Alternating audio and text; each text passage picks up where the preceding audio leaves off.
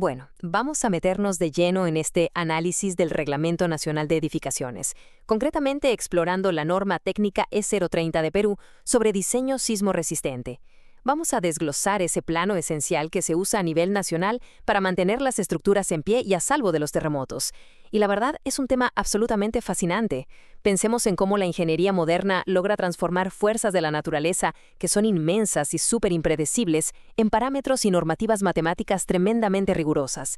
Es como montar un puzzle gigante donde las piezas, literalmente, salvan vidas.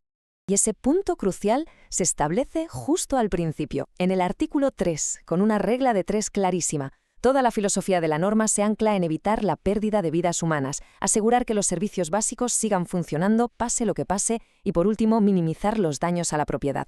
Básicamente, cada ecuación y cada cálculo que rigen la construcción allí existen pura y exclusivamente para sostener estos 3 pilares inquebrantables. Nuestra hoja de ruta para este análisis es bastante directa. Primero, la filosofía del diseño sismo resistente. Segundo, el mapa de peligro sísmico. Pasamos al rol de los suelos y terminamos con los principios de concepción estructural. Vamos a ello. Empezamos con la primera sección, la filosofía del diseño sismo resistente, o lo que es lo mismo, los objetivos a gran escala. A ver, hay que ser pragmáticos. Hacer que un edificio sea completamente invulnerable a cualquier terremoto imaginable simplemente no es viable, ni a nivel técnico ni económico.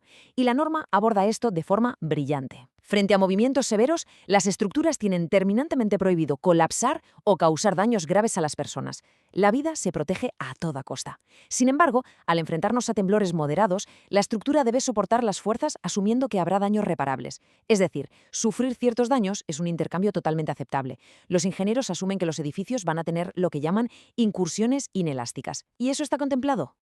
Ahora bien, el código hace una distinción importantísima. Los edificios categorizados como esenciales, como pueden ser los grandes hospitales, los sistemas masivos de transporte o los centros de comunicaciones, juegan en otra liga. Tienen un estándar de exigencia muchísimo mayor. No es solo que no deban colapsar, es que tienen que seguir 100% operativos después de un sismo severo. No pueden fallar cuando la ciudad más los necesita para recuperarse. Pasamos a la sección 2, el mapa de peligro sísmico. Básicamente, ¿cómo visualizamos esta amenaza geográfica? Lo más curioso de esto es cómo se coge una amenaza latente y totalmente invisible que ocurre bajo tierra y se convierte en una realidad geográfica concreta. Basándose en la historia sísmica y en un montón de datos neotectónicos, el territorio nacional se divide de forma muy meticulosa en 4 zonas distintas. Proyectan el nivel de amenaza directamente sobre el paisaje. Así, toda la franja costera occidental queda en la zona 4, de altísimo riesgo, y la intensidad va disminuyendo progresivamente a medida que nos adentramos hacia la franja amazónica oriental. Y ojo, porque estas zonas geográficas dictan directamente el famoso factor Z en la fórmula de diseño. Este factor, que va desde el 0,10 en la zona 1 hasta el 0,45 en la zona 4, representa la aceleración máxima horizontal que se espera en un suelo rígido, con una probabilidad del 10% de superarse en 50 años. Para hacernos una idea, es en esencia la métrica principal del peligro al que se va a enfrentar el edificio. Llegamos a la sección 3, el rol de los suelos, definiendo el terreno sobre el que construimos. Bueno, ya tenemos la imagen a nivel macro, pero ahora hay que hacer zoom y mirar la tierra virgen que hay justo debajo de los cimientos. Porque claro, un edificio es tan estable como el terreno que lo sostiene. Antes de arrancar con grandes desarrollos urbanísticos, se requieren estudios multidisciplinares de microsonificación sísmica. Investigan cómo las condiciones locales y topográficas modifican las acciones del terremoto, buscando peligros ocultos como la temida licuación de los suelos granulares o incluso tsunamis. Es la única forma de dictar hacia dónde puede expandirse una ciudad de manera verdaderamente segura. Y para sacar parámetros de diseño aún más específicos, la norma exige analizar a fondo la capa más influyente de la Tierra, los 30 metros superiores del perfil de suelo. Los ingenieros miden al milímetro cosas como la velocidad promedio de propagación de las ondas de corte allá abajo. Es un trabajo minucioso para asegurar matemáticamente que la cimentación propuesta está en total armonía con la tierra que la asienta. Literalmente, midiendo el pulso del subsuelo. Y finalmente, la sección 4, los principios de concepción estructural, desde los cimientos hasta el marco final. Con la filosofía clara, el mapa analizado y el suelo estudiado al detalle, el enfoque cambia hacia la arquitectura física. Aquí es donde se decide cómo dar forma a las vigas y columnas para combatir esas inmensas fuerzas horizontales.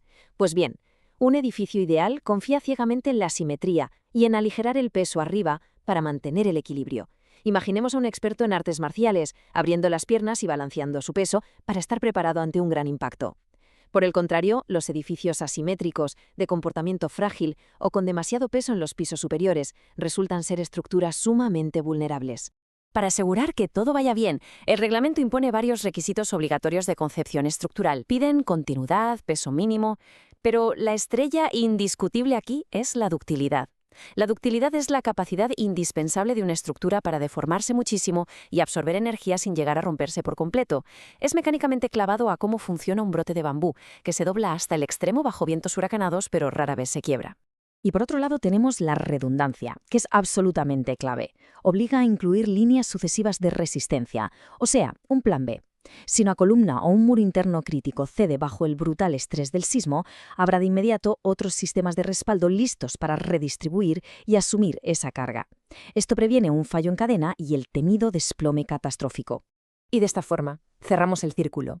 Al final del día, todas estas rigurosas mediciones técnicas, los factores de zona Z, el análisis de los 30 metros de suelo y las estrictas reglas de ductilidad del bambú, todo vuelve a ese primer pilar fundacional del artículo 3. El éxito de todas estas variables matemáticas y diseños de ingeniería se mide en última instancia en las vidas salvadas y en la gente que se mantiene a salvo. Entonces, teniendo en cuenta la incuestionable realidad que nos presenta el mapa geográfico sísmico, la pregunta es inevitable.